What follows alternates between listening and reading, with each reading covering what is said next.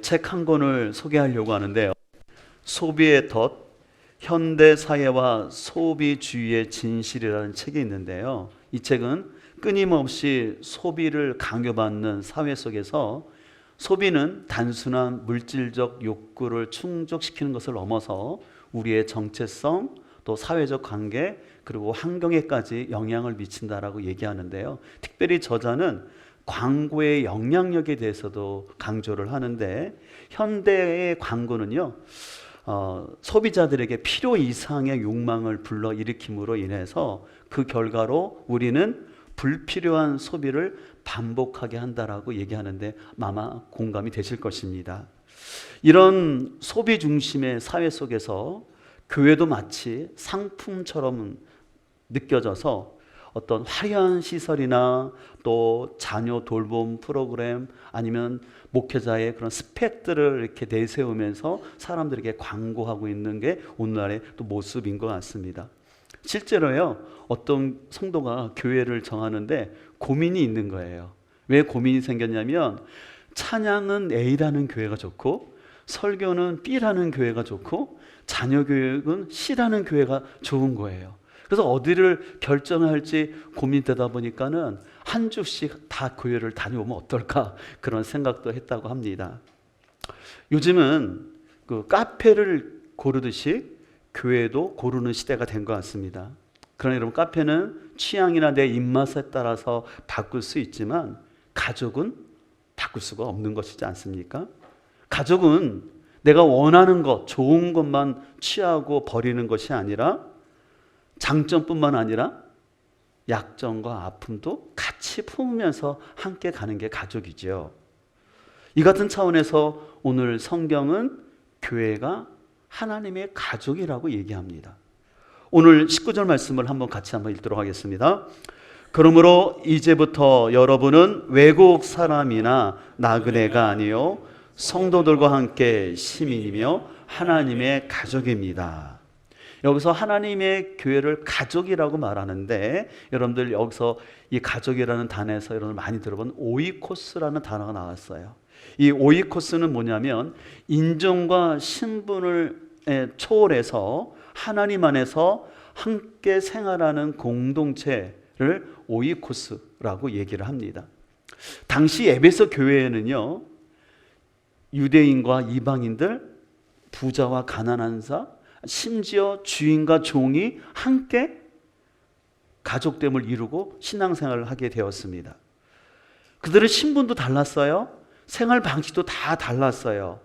근데 그들은 예수 그리스도 안에서 새로운 가족, 다시 말해서 영적인 가족이 되어서 함께 삶을 나누는 놀라운 혁명적인 삶을 살아가고 있었습니다. 그래서 여러분들 사도행전 2장을 보게 되면 초대교회 역시도 그 복음의 능력으로 인하여서 또 사도들의 가르침을 받아서 성도들이 기꺼이 자기의 것을 팔아서 가난한 성도와 함께 나누면서 그들이 말씀 안에서 깊은 사랑의 교제를 나눴던 것을 우리는 알 수 있습니다.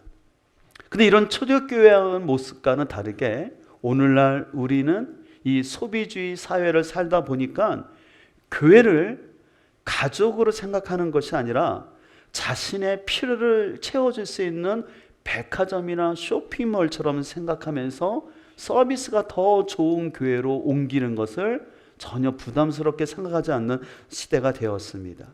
그래서 때로는 설교가 마음에 안 들다고 교회를 바꾸고, 또 사람과 부딪히면 교회를 바꾸고, 아니면 교회에서 사역을 하되 그냥 불편하지 않을 만큼만 사역을 하려고 하고, 또 목장에서도 자신의 삶을 오픈하기보다는 그냥 편안한 관계만을 위해서 선택하려는 모습이 오늘날 한국교회 안에 나타나고 있는 현실인 것을 우리는 볼 수가 있습니다.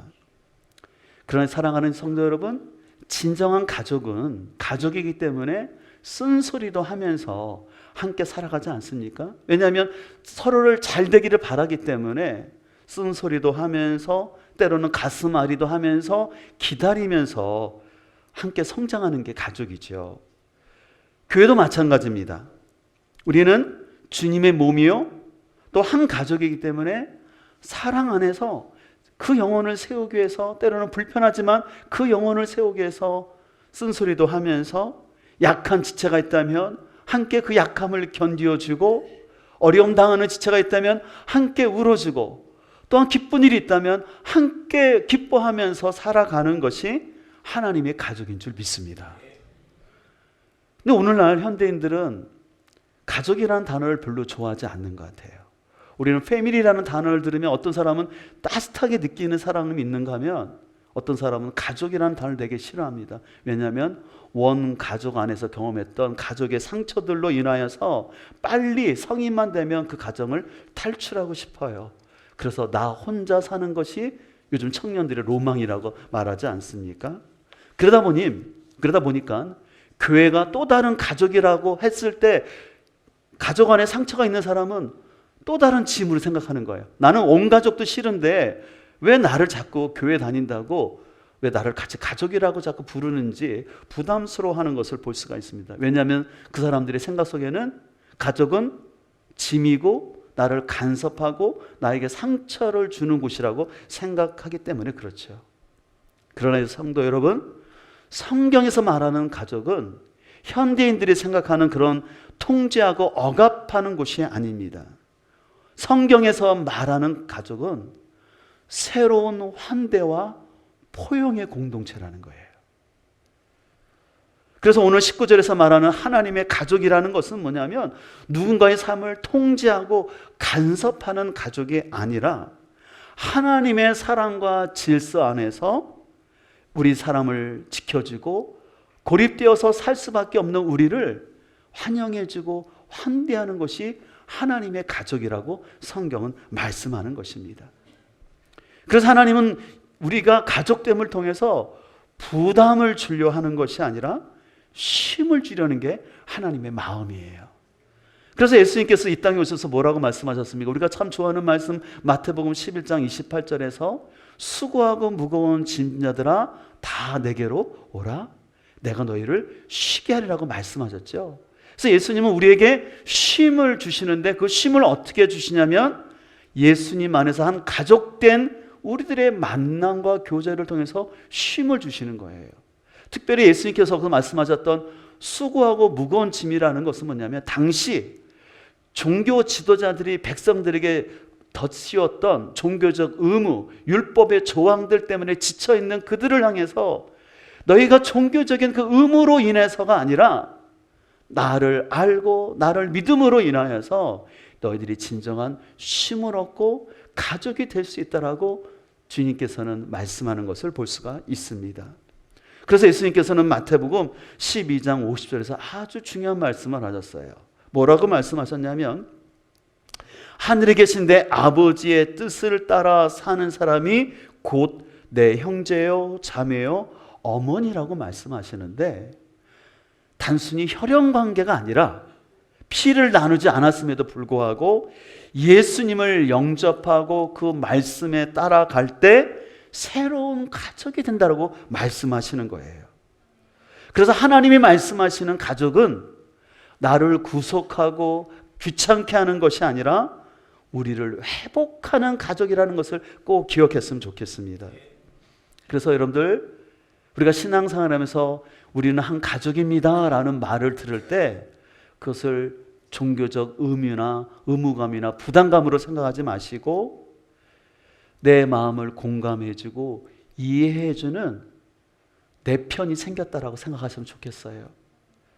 그래서 혼자 살아가기 힘든 세상 가운데서 나를 위해서 기도해 줄 수 있는 그 사람들이 교회 공동체구나 라는 걸 생각했으면 좋겠어요. 저는 이렇게 상담, 특별히 가족 상담을 전공한 입장에서요, 교회가 왜 중요한 가족이냐면, 상담의 통계학적으로 봤을 때 80% 이상이 엮이는 가정이라고 말합니다. 상처받고 아픔이 있는 엮이는 가정이라는 거예요. 근데 그 엮이는 가정에 있는 사람들을 치유하고 회복하는 길은 뭐냐면 새로운 가족을 만나야 되는데, 바로 그 새로운 가족이 교회인 줄 믿습니다. 여러분들, 가족 안에는 참 좋은 것도 있지만 때로는 아픔도 있고 상처도 있어요. 그래서 그 원 가족이 해결하지 못하는 것들을 하나님은 새로운 영적인 가정을 통해서 우리를 회복시키시려는 하나님의 섭리가 있음을 여러분 잘 수용할 수 있기를 축복합니다. 자, 그렇다면 우리가 어떻게 피도 한 방울 섞이지 않은 사람들이 영적으로 한 가족 대움을 이룰 수 있을까요?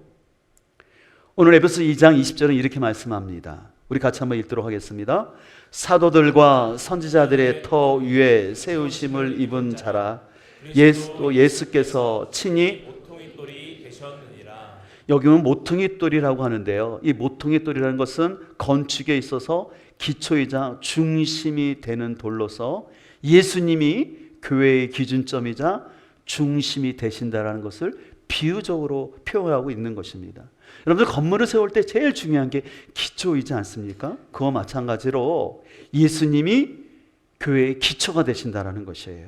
그러면서 우리의 모든 모임과 사역의 중심이 예수님이라고 말씀하는 것이죠. 그래서 영적인 가족을 이루는 것은 뭐냐면 나의 생각이나 어떤 세상의 유행을 따르는 것이 아니라 예수님이 중심될 때 영적인 가정이 세워지는 것입니다. 그런 차원에서 오늘날 교회가 약해지는 이유는 어떤 프로그램이나 교회의 재정이 부족해서가 아니라 복음 대신 예수 그리스도를 자꾸 놓치는 것 때문에 그렇다고 생각해요. 복음 대신 예수님을 중심으로 함께 가족됨을 이뤄가야 되는데 우리는 자꾸 예수님을 생각하지 아니하고 나의 필요에 맞춰서 신앙생활을 자꾸 소비주의적으로 하려고 생각하는 거예요. 특별히 오늘 말씀 보면 사도들과 선지자들의 터 위에라고 말하는데 이것은 사도들이 가르친 교훈이에요. 그러면 예수님의 제자들이 가르쳤던 것은 다른 것이 아닙니다. 사도행전을 보게 되면 사도들이 가르쳤던 메시지는 단순했어요. 그것은 예수 그리스도의 죽으심과 부활이었어요. 그래서 예수 그리스도의 죽으심과 부활을 통해서 그들이 하나님의 자녀가 되게 하는 이 메시지를 전했을 때 그들은 그 사도들의 말씀 안에서 그 복음을 받아들임으로 인해서 그들이 한 가족이 되어가는 것을 볼 수가 있습니다. 그래서 여러분들 예수님이 중심이 된다는 것은 뭐냐면 예수님이 십자가에서 죽으신 것처럼 나의 에고를 죽이고 그리고 예수님께서 이 땅 가운데 보여주셨던 순종과 섬김의 삶이라는 이 두 가지, 그것을 끊임없이 내가 살아가고자 할 때 그 안에서 우리는 부활의 기쁨을 경험하는 것이죠. 내가 섬기고 순종하는 것이 어떻게 보면 세상 사람들은 그런 단어를 안 좋아하고 그거는 나에게 손해보는 것 같은데 하나님의 말씀대로 내가 성김과 순종의 삶을 살아갈 때 그리고 그 가운데 나의 에고를 자꾸 내려놓고 살 때 거기에 하나님이 주시는 놀라운 부활의 경험을 할 수 있다는 것입니다. 그로 인해서 지난주의 말씀처럼 교회는 그리스도의 몸이라고 말씀을 드렸지 않습니까? 근데 그 몸을 이루기 위해서 예수님이 피를 흘려주신 것처럼 나 역시도 내가 일터와 가정과 또 직장 속에서 내가 때로는 억울하고 속상한 일을 당하지만 내 마음대로 살지 않고 주님의 뜻을 기억하면서 살려고 할 때 하나님께서 그 사람을 신원해 주시고 그 사람에게 부활의 영광을 줄 줄 믿습니다. 부활의 영광은 죽어서만이 아니라 하나님을 신뢰하고 나를 내려놓고 말씀 가운데 살고자 할 때 하나님이 역전시켜주시는 하나님인 줄 믿습니다. 제가 지난주에 우리 교단에서 가정교회 모임이 있어서 참석했다고 말씀드렸는데 사례 발표를 두 목사님이 하셨는데 그 사례 발표하신 두 목사님들의 공통점이 있었는데 그것은 뭐냐면 그분들은 교회를 어떻게 빨리 성장시킬 건가가 초점이 아니라 어떻게 하면 예수님처럼 사랑하고 섬기며 살 것인가에 대한 고민을 같이 나눠 주셨어요. 그래서 한 목사님은 장애인이기 때문에 가족들도 방치하고 포기한 장애인들을 따로 모아서 공동체를 이루었어요. 그래서 장애인들이 300여 명이 사는 그런 공동체를 이루면서 그 목사님도 장애인이시지만 장애인들을 잘 섬기는 모습을 보여주셨습니다. 또 한 목사님은요, 한 성도가 왔는데 딱 그 성도의 표정 속에 화가 가득한 게 보이더래요. 세상을 향한 원망이 가득한 거예요. 그래서 그 성도는 그 주변에 있는 아주 큰 교회를 다 다녔지만 정착하지 못하고 이 교회로 오신 거예요. 근데 왜 그런가 들어봤더니 이분은 어렸을 때부터 원 가족 안에서 많이 맞고 자랐던 분이에요. 늘 맞고 자라다 보니까는 권위에 대한 불만, 그게 가득했던 사람이었어요. 그리고 교회를 갔는데 사람들이 이분을 볼 때 감당할 수가 없고 하니까 그냥 교회에서 적선하듯이 돈 얼마 주고는 그냥 안 왔으면 하는 그런 분위기를 느꼈던 거예요. 근데 그 교회가 어떻게 했냐면 목장에서 그 형제를 받아들여서 그 형제가 상처받은 얘기를 목장에서 쫙 얘기하는데 그걸 다 들어주는 거예요. 몇 시간이고 들어주는 거예요. 또 다음에 만났을 때도 또 그 형제가 가족에서 맞으면서 아팠던 얘기를 또 할 때 또 들어주는 거예요. 그러다 보니까요, 처음에 아주 그 굳었던 그 형제의 모습이 밝아지는 거예요. 그리고 형제가 암에 걸려서 투병을 하게 되는데 그 가운데도 목장 식구들이 끝까지 그 형제를 함께 붙잡아주고, 그래서 그 형제가 자신을 폭행했던 원가족들과 다 회하고 평안한 가운데 주님 앞에 갔던 그 간증을 들려주시는데, 저는 그 간증을 들으면서 아, 이게 교회구나, 진정한 가족이라는 것은 이런 거구나라는 걸 느끼게 된 것이었죠. 사랑하는 성도 여러분, 예수님께서 오늘 우리에게 요구하시는 것은 큰 능력이나 놀라운 성취가 아니라 때로는 속상하고 실망스러울지라도 인내하고 사랑하면서 함께 가족됨을 지켜가는 것, 그러면서 자리를 지키는 것, 이것이 주님께서 우리를 향한 뜻인 줄 믿습니다. 하나님 어떤 비전을 넓히 성취하는 것도 또 기뻐하시겠지만 그 전에 필요한 것은 뭐냐면 주님의 사랑을 놓치지 않는 것입니다. 성도들을 바라볼 때 가족이라고 생각하고 그 연약함은 연약함대로, 또 좋은 것은 좋은 것대로 인정하면서 함께 견뎌가는 그 공동체를 통해서 하나님의 나라는 이루어지는 줄 믿습니다. 그러기 위해서 필요한 것이 뭐냐면 예수님이 중심이 된다고 말씀드렸잖아요. 근데 예수님이 중심이 된다는 것은 예수님이 십자가에 죽으신 것처럼 날마다 우리도 자신의 에고를 내려놓는 싸움이 있어야 돼요. 에고를 죽이지 않고는요, 여러분들 신앙생활이 어려워요. 그리고 무엇을 결정하든지 간에 예수님은 어떻게 하셨을까? 특별히 예수님께서 늘 삶 속에서 순종과 섬김의 삶을 사셨던 것처럼 어떻게 하면 이 상황 속에서 내가 섬기고 순종할 건가를 세워갈 때, 생각해 갈 때 하나님께서 우리 가운데 역사할 줄 믿습니다. 그래서 제가 좀 가정교회를 만난 게 너무 감사해요. 특별히 가정교회에서는 주일 연합예배도 소중히 여기지만 함께 소그룹으로 모이는, 거기서 진짜 가족됨을 경험하는 거예요. 거기서 함께 삶의 아픔도 나누고 고통도 나누고 실패도 나누어도 부끄럽지 않는 관계가 되는 거예요. 체면 그런 거 생각하지 않을 수 있는 거죠. 그래서 그 지체를 위해서 함께 기도해주고 함께 울어주고 그 사람이 세워질 수 있도록, 그 사람의 기쁨이 있으면 진짜 내 기쁨처럼 기뻐할 수 있는 이 공동체, 우리가 함께 주님 안에서 이뤄가야 할 줄 믿습니다. 더불어 우리가 계속해서 영적인 가족을 이룰 수 있는 원리가 바로 21절과 22절에 나와 있는데요, 같이 한번 읽도록 하겠습니다.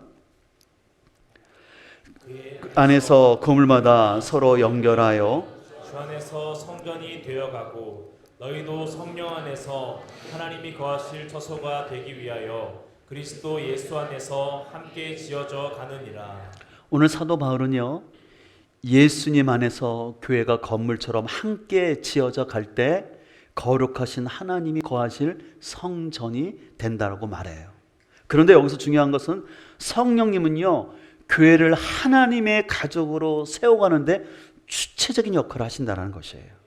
성령님은 단순히 교회에 거하시는 차원을 넘어서 성령 안에서 공동체가 지속적으로 하나 되어지고 건축으로 잘 세워질 수 있도록 연결해 주시는 분이 누구냐면 성령님이라고 말씀하는 것입니다. 그래서 여러분들 이런 차원에서 교회가 영적으로 하나 되는 것은 성령의 역사가 있어야 합니다. 그래서 살아있는 교회의 특징은 뭐냐면 성령의 역사하심이 있어요. 왜냐하면 초대교회를 보더라도 여러분 초대교회가 어떻게 시작했습니까? 오순절날 성령의 임하심으로 초대교회가 시작되지 않았습니까? 그리고 성령의 역사로 인해서 사람들이 변화가 되었지요. 그리고 성령의 역사 가운데 그들은 전도하고 계속해서 교회를 세워갔던 것을 알 수가 있습니다. 초대교회는 서로 다른 사람이 많았어요. 인종이 달랐어요. 거기에는 자유인도 있었고 종도 있었어요. 남자도 있었고 여인도 있었어요. 근데 그 가운데 놀랍게 하나가 되는 거예요. 기질과 신분이 다름에도 불구하고 하나가 되는데 그 하나 될 수 있는 힘은 어디서 나왔냐면 그들 안에 성령이 역사하시니까 모든 기질과 신분을 뛰어넘어서 하나 되겠던 것을 바라보게 됩니다. 그래서 여러분들 우리 안에 성령이 있어야지만 나의 연약함과 기질 모든 것을 뛰어넘어서 하나의 공동체로 만들 수 있는 것이죠. 여러분 그런 차원에서 성령이 역사하는 교회의 특징이 뭔지 아세요? 여러 가지가 있지만 성령이 역사하는 교회의 특징은 뭐냐면 따뜻해요. 다시 말해서 뜨거움이 있다는 것이에요. 여러분들 그런 의미에서 교회도 따뜻해야 될 줄 믿습니다. 사람이 건강하려면 그것도 마찬가지예요. 사람이 몸이 차가우면 병이 잘 달리거든요. 근데 몸이 따뜻하지 건강해요. 그래서 우리가 음료를 마실 때도 가급적이면 따뜻한 음료 마시는 게 좋습니다. 요즘 흔히 얼죽어라 그래서 얼어 죽어도 아이스 아메리카노 찾는 분이 있는데 입에는 좋은데 실에 몸에 좋은 건요 따뜻한 거예요. 왜 그러냐면 우리 몸에 따뜻한 게 들어가야지 우리 몸을 건강하게 하기 때문에. 그런데 우리 조상들도 이 지혜가 있었어요. 우리 조상들은요 날이 습하고 집이 꿉꿉하면 뭐 하셨나요? 아궁이에 불 뗐죠. 불 떼면 집이 훈훈해지면서 사람들이 몸이 녹잖아요. 그 사람이 추우면 몸이 움츠러들고 병들잖아요. 근데 집안이 따뜻해야지 몸도 풀리고 몸도 풀리면서 어떻게 해요? 웃음도 생기는 거 아니겠습니까? 추우면 막 짜증나고 힘들어지잖아요. 그렇듯이 바로 성령의 역사로 인해서 교회가 따뜻할 줄 믿습니다. 그래서 저는 오늘 말씀을 묵상하면서 성령 안에 있을 때 우리가 따뜻해지고 가족이 되는데 성령 안에서의 반대말은 무엇일까를 생각해 봤어요. 여러분 성령 안에서의 반대말은 뭘까요? 성령 밖에서가 될 수도 있고 성령 없음이 될 수도 있는데 저는 이 성령이 단순히 없는 그런 상태가 아니라 육신의 생각과 또한 율법주의와 같은 자기의 그리고 세속적 가치관 속에서 소비 중심적으로 신앙생활을 하는 거라고 생각해 봤어요. 다시 한번 잘 기억했으면 좋겠어요. 성령이 없는 상태가 아니라 계속해서 육신의 생각을 따라 살아가는 거예요. 그리고 자꾸 자기의, 자기의 열심 그런 걸 자꾸 사람들 앞에 보여주려고 하는 것이죠. 저는 어려서부터 이렇게 제가 다녔던 교회가 참 좋은 교회라고 말씀을 드렸는데 한 100명 정도밖에 안 되는 교회였지만 참 따뜻했어요. 그래서 저희 때는 저녁 예배가 있을 때이기 때문에 이렇게 주일날 점심 먹고 난 다음에도 저녁 예배 될 때까지 교회에서 같이 찬양도 부르고 성가대 연습도 하고 있다가 저녁 때가 되면 저희 사모님이 끓여주시는 그 라면 김치 넣은 라면이 있어요. 너무 맛있게 잘 먹었어요. 그래서 서로 그렇게 조그만 이렇게 그 난로 위에다가 뭐 이것저것 구워 먹기도 하고 참 따뜻했던 교회였어요. 근데 한 가지 아쉬움이 있었는데 저희 교회 그 장로님들이 좀 입김이 세셔가지고 목사님이 늘 목회하시면서 장로님들의 눈치를 보셨어요. 심지어는 목사님이 설교하시다가도 뒤에 장로님들이 의자에 앉아 계시거든요. 그러면 장로님을 이렇게 바라보시면서 의견을 구하고 이렇게 얘기하시는 거였어요. 어렸을 때는 저게 왜 그러실까 했는데 나중에 커보니까는 좀 이렇게 장로님들이 좀 이렇게 목사님을 힘들게 하셨더라고요. 한 번은 어느 날 그 장로님이 미국에 갔다 오시더니 저희가 점심시간에 밥을 안 먹고 갑자기 도너츠를 먹게 됐어요. 그래서 왜 도넛을 먹게 된지 몰랐는데 그 목사님이, 그 장로님이 미국에 자녀 만나러 6개월 동안 가셨는데 미국 교회 갔더니 다 미국 교회가 점심시간에 도넛을 먹더라는 거예요. 그래서 그 장로님 때문에 저희가 교회에서 도넛을 먹었어요. 여러분, 그 옛날에 그때는 그냥 모르고 그냥 도넛을 먹었는데 그 생각해 보니까는 지금 와서 생각해 보면 참 제가 존경했던 우리 목사님이 목회하실 때 참 이런 것 때문에 힘들었겠구나라는 생각도 들고요. 우리 목사님이 6남매를 키우셨거든요. 근데 목사님이 너무 점잖으시고 조선 선비처럼 얘기 안 하세요. 그러니까 그 6남매를 키우기 위해서 사모님이 애를 쓰셨는데 지금도 기억나는 건 사모님이 옛날에 스태킹 아시죠? 이렇게 얇은 거 그걸 사모님이 이렇게 좀 판매를 하셨던 것 같아요. 먹고 살기 위해서. 근데 그걸 갖고 교회에서 막 말이 나왔던 기억이 있어요. 사모님이 욕심이 많아서 막 그거 한다고.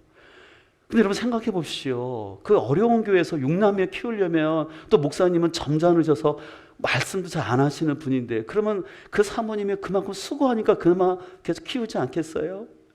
근데 참 제가 그 교회 너무 사랑하고 따뜻한 교회였지만 저 그런 게 좀 안타까웠어요.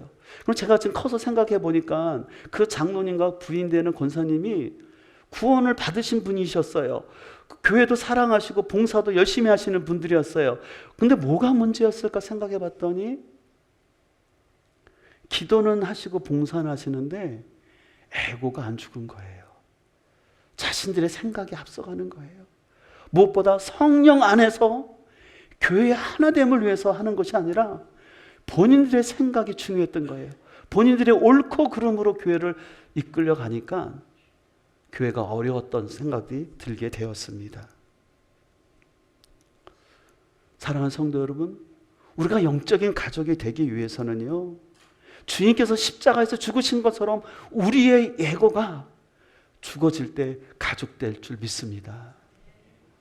그래서 끊임없이 내 안에 에고가 올라올 때 그것을 내려놔야 돼요. 때로는 나도 인간적으로 다 할 말도 하고 싶고 아니면 내 힘으로 좀 보여주고 싶을 때가 있어요. 근데 그때 성령이 말씀하세요. 아니다. 교회는 힘으로 세워지는 것이 아니야. 교회는 인내하고 기다리고 사랑 가운데 세워지는 거라고 성령님께서 말씀하실 줄 믿습니다. 여러분 기억하십시오. 행복한 가정은요, 무서운 아버지가 한마디로 다 통제하는 가정이 아니라 온 식구들이 서로 사랑과 성김 가운데 서로를 배려할 때 그 집이 행복하고 따뜻한 가정 될 줄 믿습니다. 그래서 여러분들이 목장 안에서 교제하거나 연합교회에서 사역하실 때요, 일을 잘하려 하지 마시고 하나됨에 힘쓰길 소망합니다. 그런 의미에서 이번 주 우리 김장이 있는데 너무 잘하려 하지 마시고요, 그냥 무조건 하나 되십시오. 그래서 우리 교회 전통이 있죠. 간은 누가 본다? 권사회 회장님이 하시는 거예요. 권사님이 회장님이 소금 더 넣으라면 넣는 거고요, 고춧가루 더 넣으라면 더 넣으면 되는 거예요. 무조건 권사님 회장님 맞아요. 그럼 혹시 안 맞는 분 있죠? 그럼 2년만 참으세요. 회장님이 바뀝니다. 제가 가정교회 하는 목사님을 지난주 만났는데 다른 교단에 계신 목사님인데 그런 얘기를 하시더라고요. 어떤 교회에서는요, 사모님이 김장을 앞두고 일주일 동안 금식기도 하신대요. 왜 금식기도 하실까요? 김장할 때마다 권사님들이 전투가 일어난대. 젓갈은 이거를 써야 되고 소금은 이걸 써야 된다고 서로 보통이 아니래요. 얼마나 힘들었으면 사모님이 금식기도까지 하실까. 제가 그 얘기를 들으면서 제가 얼마나 감사한지 모르겠어요. 우리 교회는 참 그런 일 없이 너무 화목하게 잘 이루어져서 감사한데 지금처럼 잘해 오신 것처럼 앞으로도 여러분들 일 잘하기보다는 가족됨으로 이해하고 좀 짜면 어때요? 또 싱거우면 어때요? 주님께서 원하시는 것은 가정 안에서 하나 되는 일 줄 믿습니다. 또 여러분들 혹시 목장 안에서 어떤 목원이 막 여러분을 힘들게 하고 막 말을 막 할 때가 있잖아요. 그럴 때는 좀 저 사람이 성령 충만하지 않아서 육신적인 게 많이 올라오고 있구나, 그 생각하면서 궁일한 마음을 가지고 주님, 지금 저 지체 안에 있는 육신적인 생각들이 다운되고 그 안에 계신 성령님 일하여 주옵소서. 그리고 기도할 수 있기를 소망합니다. 또 여러분, 누군가 좀 서운해지고 미워하는 마음이 생길 수 있잖아요. 그때 빨리 성령에게 기도하는 거예요. 하나님, 제가 저분을 볼 때 참 눈에 좀 안 맞고 거슬리고 좀 불편해요. 좀 저분이 하는 말들과 행동이 참 서운합니다. 그런 마음 들 때 성령님 제 마음 바꿔주세요. 인간적인 생각을 하지 않게 성령의 생각으로 대응하게 해달라고 기도하면 성령님께서 역사해 주셔서 나의 마음을 녹아주셔서 성령님께서 서로의 마음들을 만져주시고 연결시켜 주줄 믿습니다. 오늘날 세상은 모든 것을 돈으로 해결하고 돈으로 모든 것을 소비하려고 합니다. 그러다 보니까 심지어는 영적인 가족인 교회조차도 쇼핑하듯이 선택하려고 합니다.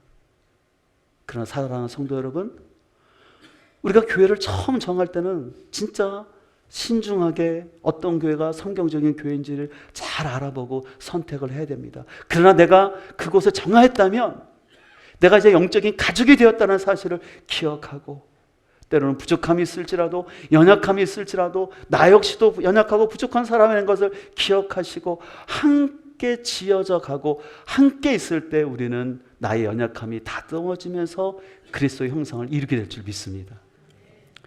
그래서 우리 교회가 가정교회를 하기 때문에, 또 우리 새가족들이 있기 때문에 말씀드리는 건요, 우리 교회는 각 목장교회를 참석해야 되는데 목장교회를 한 3번 정도 탐방할 수가 있어요. 그래서 3번 정도 탐방하셔서 자신에게 맞는 목장을 들어가시면 돼요. 그래서 들어가셔서 생활하시면서 6개월 동안 생활하시다가 거기서 나는 여기가 안 맞는 것 같아요. 그럼 한 번 바꿀 수 있어요. 근데 6개월 후부터는 같이 가야 돼요. 왜 같이 가게 되냐? 거기 하나님의 신비가 있어요. 나랑 안 맞고 부딪히는 사람 때문에 내 인격이 다듬어지고 성숙하고 더 기도함으로 인해서 하나님은 우리를 변화시키는 능력을, 그 섭리를 목장 안에서 경험되게 할 줄 믿습니다. 근데 여러분, 목장에 속하지 않고요, 주일날만 예배 드리면 그것도 잘하는 거지만 죄송하지만 썬데이 크리스찬밖에 안 돼요. 내 성품이 변할 수가 없어요. 내 인격이 다듬어질 수가 없어요. 그냥 나는 하나의 종교인들밖에 안 돼요. 근데 우리 교회는 단순히 종교인들이 모여서 예배 드리는 것이 아니라 진정한 하나님의 가족이 되어서 함께 그리스도의 모습을 닮아가면서 주님께서 원하시는 그 교회를 우리가 함께 세워가야 할 줄 믿습니다. 한 주간 동안 이 말씀을 생각하시면서 여러분들 가운데 내가 누구를 더 돌봐줘야 될까? 나의 격려가 필요한 사람이 있다면 만나서 식사도 하시고요. 또 우리 교회에 성령이 더 역사하시도록, 그 성령의 온도를 올릴 수 있도록 기도의 자리를 통해서 성령님이 뜨거움이 있는 그런 교회가 될 수 있도록 기도했으면 좋겠습니다. 그래서 어떤 누가 오더라도 우리 교회 오면 참 따뜻하다, 참 행복하다, 부드럽다, 이것이 사람의 힘이 아니라 성령의 역사를 통해서 경험되어지는 그런 교회 되기를 간절히 소망합니다.